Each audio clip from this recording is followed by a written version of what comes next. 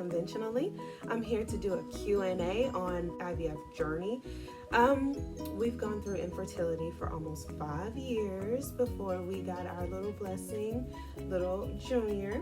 So I sent out a post on Instagram and I wanted to reach out. I've shared a lot about our journey, but I haven't shared a lot about our journey simply because of fear. Going through IVF, it's not fun. Going through infertility, period, is pretty stressful. It's scary.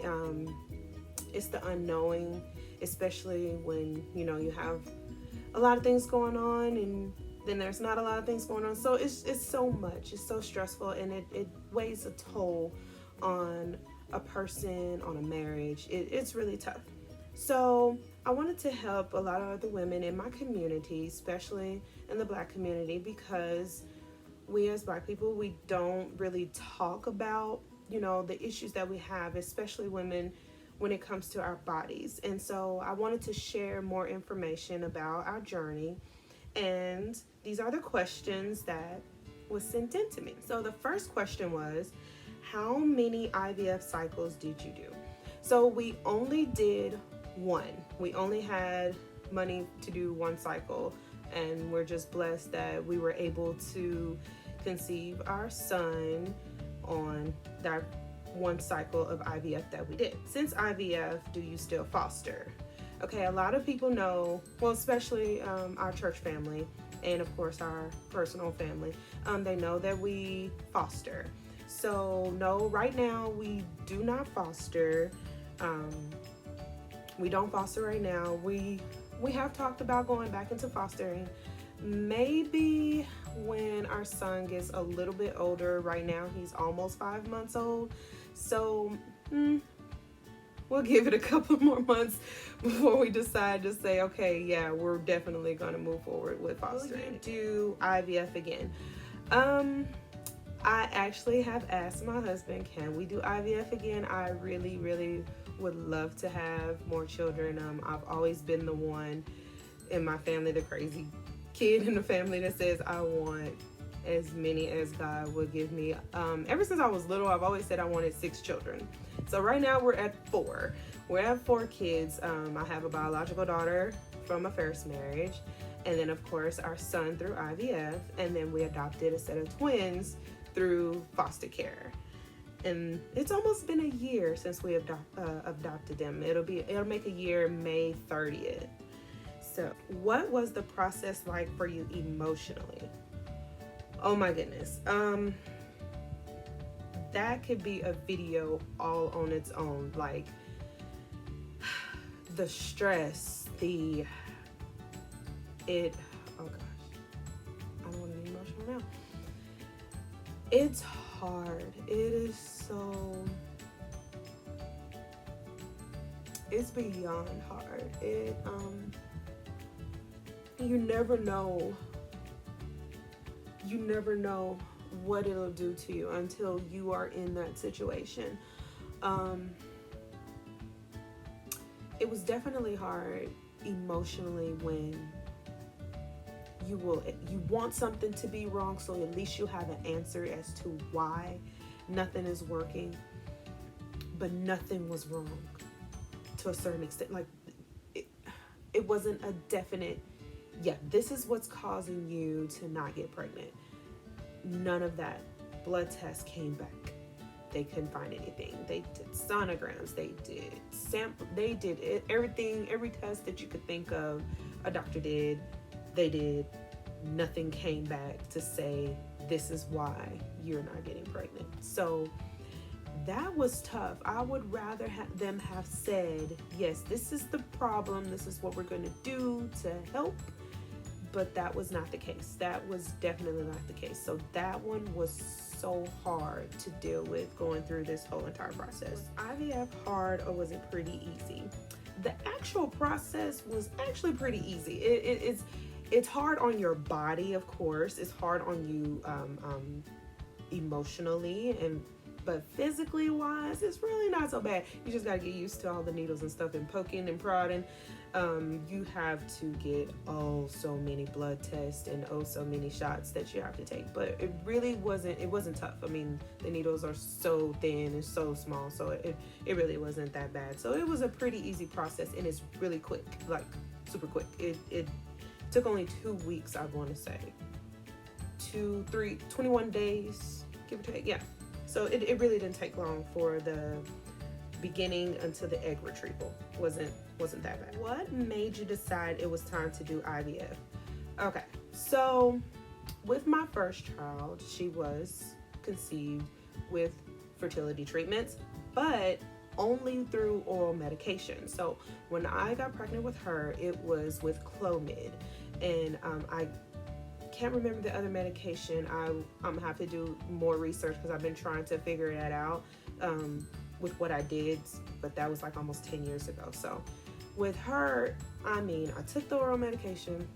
That was fine. So with my current husband right now, I told him before we got married, I said, hey, I have issues. I don't know if I'll be able to give you children. He said, I'm not marrying you for that. I'm marrying you for you. So we were like, okay. As soon as we got married, we wanted to try to have children right away. So I made an appointment, got my IUD removed, and we went the natural way. That didn't work for a while, so then we was like, hey, let's amp it up with let's go back with the Clomid method. We did that.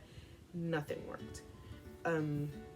So we went almost 3 years trying to have a child both naturally and with oral medication, and we was like, okay, I need to step it up because something is definitely not working. It's been longer than 12 months, way longer than 12 months. So I want to say at about 2.5 years, this was May of 2016.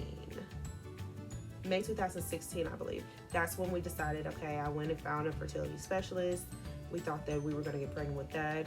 They didn't think that we should have jumped to IVF right then and there. So we did IUI, which is intrauterine insemination. So pretty much, the man gives his sample of sperm, and then we still do the oral medication, and then we do a trigger shot, and then we go into the office and they inseminate the sperm into my uterus. So it was trying to eliminate, for one, cost, and as far as so much medication, they're trying to get to as close as normal natural process as possible.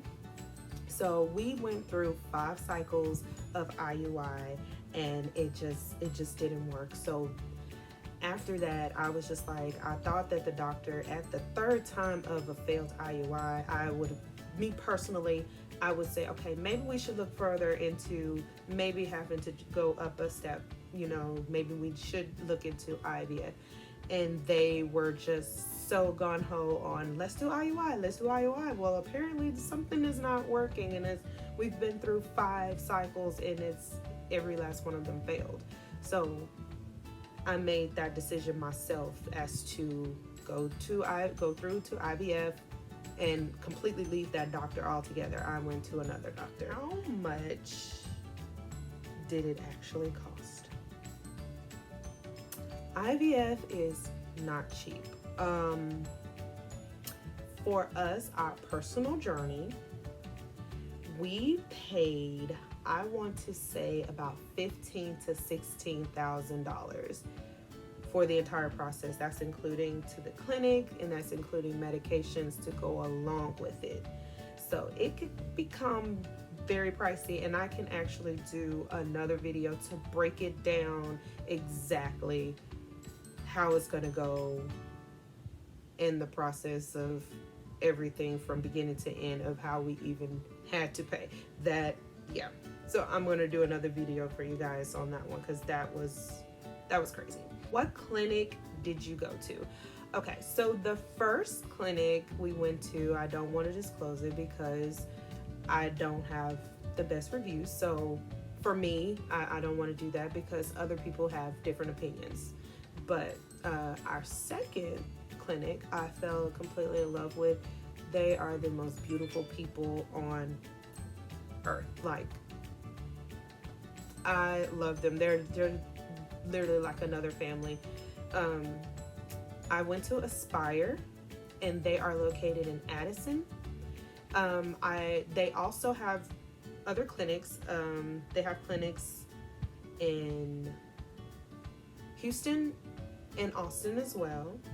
And when I tell you that the whole atmosphere of them, their spirits are, they're catered to the families because they understand how sensitive it is, because everybody wants to have that family, and everybody longs to want to have their biological children, to even try to have their own biological children. And what made me feel comfortable with them is because the doctor actually went through IVF twice.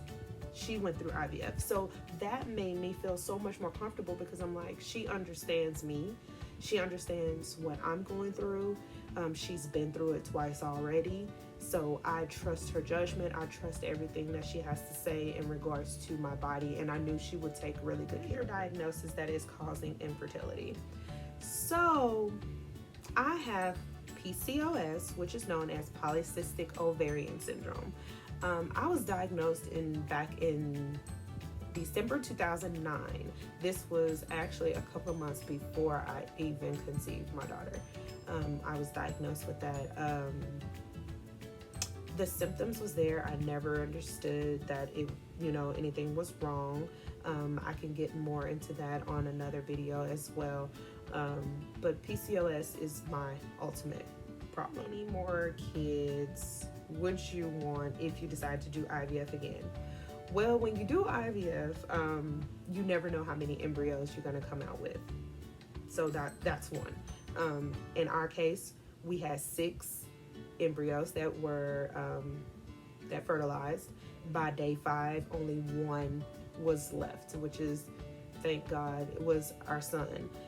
So you never know what you're going to come out with. You never know if you're going to come out with anything at all. So it's pretty tough. But if I had the choice, I mean, however many kids God give us, I will definitely take it. I'm that lady. What all fertility treatments did you do that failed, and why did they fail? To be perfectly honest with you, I don't know why Clomid didn't work for us again. I honestly want to say it has everything to do with physical health. I honestly believe that, because my body was not the same as when I did Clomid the first time with my daughter, and that was almost 10 years ago, and I was like so much lighter. I was a little smaller. I was, size 6, size 8, Now I wasn't that when I started again. So, I think that I honestly feel like that had a lot to do with it, was health, weight, eating, I didn't realize all of that stuff until later on, doing more research, getting more involved into understanding my condition of PCOS. So I honestly feel like that had a lot to do with it. The IUI, they never could give me an explanation of why. So I was considered unexplained infertility. It's secondary unexplained infertility, because I had already had a child biologically. So they really couldn't understand why I wasn't conceiving. They didn't know anything of, everything came back normal, the ultrasound, the blood work. So that's a mystery, and only God knows the answers to that, because they couldn't give me a clear answer as to why that failed. How did IVF impact your family? Within us, I kept a lot of things between my husband and I.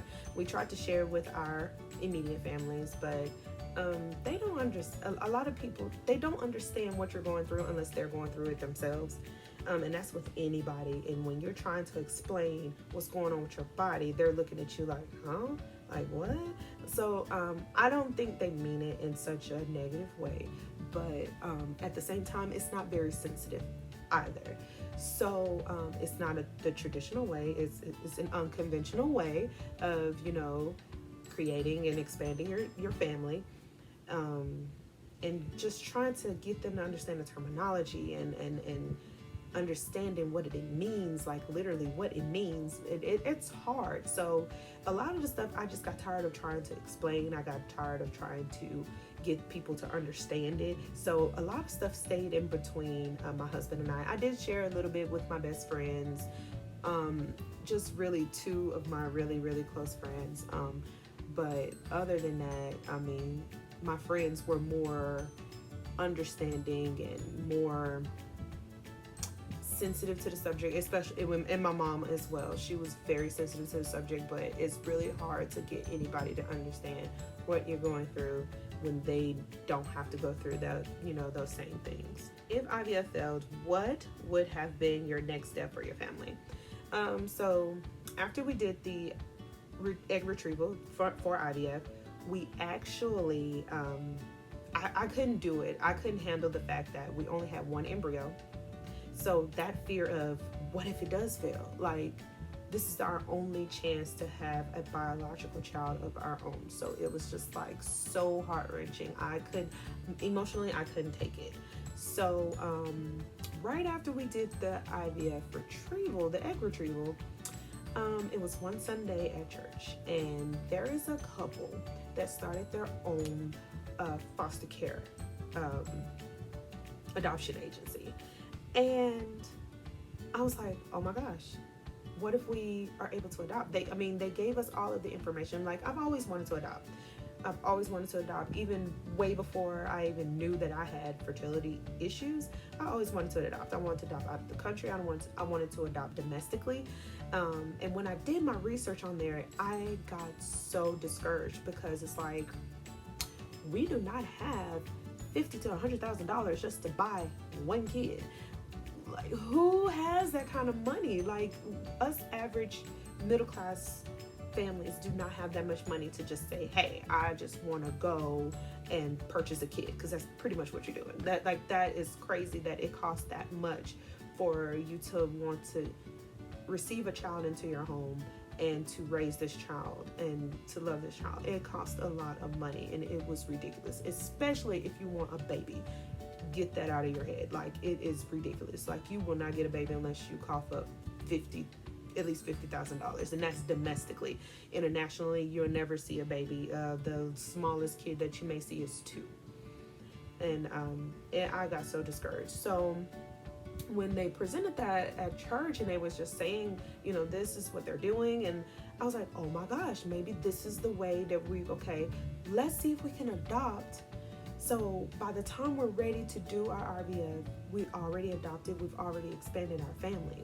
So that was my thinking. So I brought it to my husband. He was like, let's try it. I was like, okay. So within 3 months, we were licensed, and we started our journey to foster care to try to adopt. I can get more into that story, so I'm gonna come back with you guys on that one. Definitely. Why didn't you just do adoption? So what I just said just a while ago, it costs a lot of money, and then we did eventually do adoption, but it was through foster care, so it wasn't that we had to spend money to adopt to do adoption. So I will get back into the whole spiel on adoption. This pregnancy is different than traditional pregnancy. Was it harder for you? Definitely not as far as physically. Physically, I mean, it's a pregnancy. But there are other issues that the doctors do look at because it's an IVF pregnancy. I had to go to a cardiologist while I was pregnant. So during my whole second trimester, I had to see the cardiologist as well as my midwives. The cardiologist was not for me, it was for the baby. So that was tough, because there was a chance that he could be a Downs baby, and that is heart-wrenching. Oh my gosh, just you're getting all of the details of your baby, how long he is it a he, is it a she, is 10 fingers 10 toes, and then next thing you know we have to check to see if your baby has Down syndrome. So that was the biggest blow.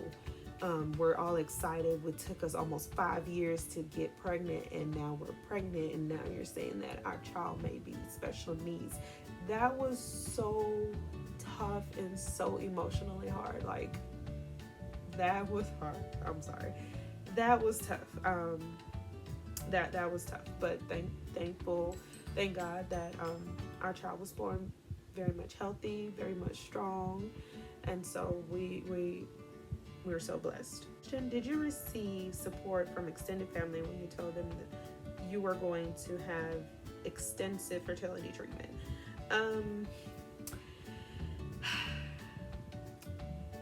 My parents were the biggest support system for us, as far as family goes. Anyone else? No. To be perfectly honest, no. I don't know if they just didn't understand. I don't know if they wanted to believe. I don't know if I don't know. When you're saying that you have to go through all of this just to have a kid, I don't know if they feel like, oh, you're just exaggerating. I mean, I don't know what's going on in other people's minds, but from the outside, I'm like, okay, do you care? Because everybody's like, well, are you pregnant? Are you pregnant? Are you pregnant? Are you pregnant? Are you pregnant? Are you pregnant? And I'm just like, every week you have to ask me, am I pregnant? Yeah, thanks a lot. No, I'm not. So, I mean, I don't know. People want to tell you all the kind of tricks to do. Oh, you have to put your legs straight up in the air after you have intercourse with your husband. And I'm just like, yeah, that doesn't work. Stand on top of your head. Yeah, somebody told me to stand up on my head. I'm like, what? I'm not gonna do that. What else did I have? I've had so many people want to tell me to take different vitamins and this and that, like it's just gonna cure it, and it doesn't work. So that didn't add any. That just added more stress to me, pretty much. So I really don't know. As far as support, if they supported in their own way, then they did. But me personally, I don't know. I'm not gonna say neither. How did you pay for fertility treatment? Does insurance cover the treatments? Oh, now that's another video, because I can go into detail about that.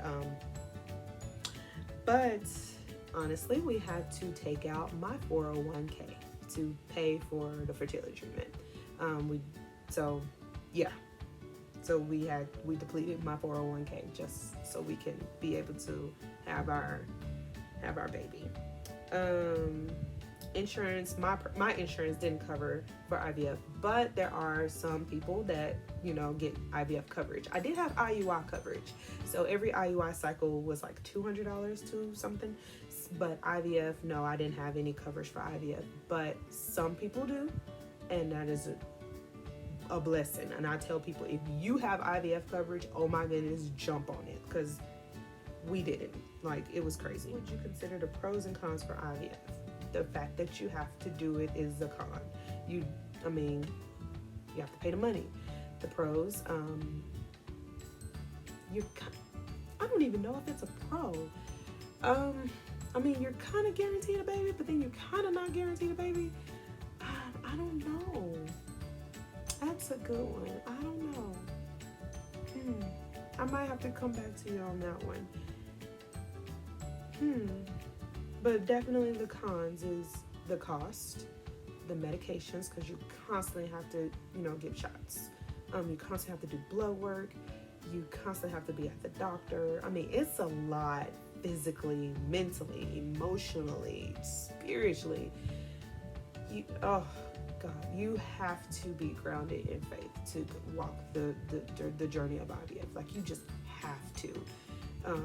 I don't see you making it through the IVF journey without a solid ground of faith. I really don't. About finding your fertility doctor. Research. You have to do your research. I didn't understand how much of research is needed when it comes to finding the right fertility specialist. Just like you would try to find a good OBGYN, you're checking reviews, you're checking this, you're checking that, you ask people, in my case, it's kind of scary to ask people, hey, do you know any fertility specialists? And people looking at you like, what? A lot of people don't want to share that they're going through it. A lot of us women, we suffer in silence when it comes to infertility. So that was, I had to do my research, and I was not stopping until I found who I felt comfortable with, their outcomes, especially the outcomes. You always want to check their outcomes, their statistics. Always check their stats. Check the stats of everything, every procedures, every type of fertility treatment, because there's so many types of fertility treatments. I will come back to that because I'm considering some other fertility treatments to do IVF and not the full IVF process that we did before. So I will get back to you on that as well. And the very last question here, did you ever have a miscarriage? In all honesty, I believe I had a miscarriage. I never confirmed it with a doctor, only because I did not want it confirmed. This was November 2017. Hold on. This was 2017, November. This was right after we got our first set of kiddos through foster care. This was this was Thanksgiving break, actually, because was it right before? I want to say it was Thanksgiving break, because my daughter was out of school. Yes. And I went to the bathroom. We were still trying. Granted, this was right after we did our egg retrieval. So we did our egg retrieval that summer of 2017. And so November, I'm like, oh my gosh, did I get pregnant on my own? Oh my freaking gosh. Because my cycle hadn't come yet. So I was like kind of, oh my gosh. But I want to calm down because I didn't want to get too excited. And then I started feeling the cramps. And that was the worst I have ever felt in my life. That was hard. I went to the bathroom and I've never had a discharge as the way that I had. It was so heavy, and it was just one glob. And my best friend was here at the time, and we've been best friends since high school, so we've seen everything, every part of each other. Like that's like my sister. So I called her into the bathroom and I said, I think I just had a miscarriage. And she said, what? I said, look at this. I said, is it supposed to look? I said, that's what a miscarriage looks like. And I was like, I know I'm not crazy. I said, I've never had a cycle like that in my life. And she looked at it and she looked like she wanted to cry for me. And she was like, I think you just had a miscarriage. That was the hardest thing. I didn't tell my husband for a very long time because it's devastating. A woman doesn't need a confirmation from a doctor to say, yeah, you had a miscarriage. No. It was early on. I mean, there's nothing you can do. I don't need a DNC. It's not like I didn't bleed longer. I mean, I stayed between my 3 to 5 days.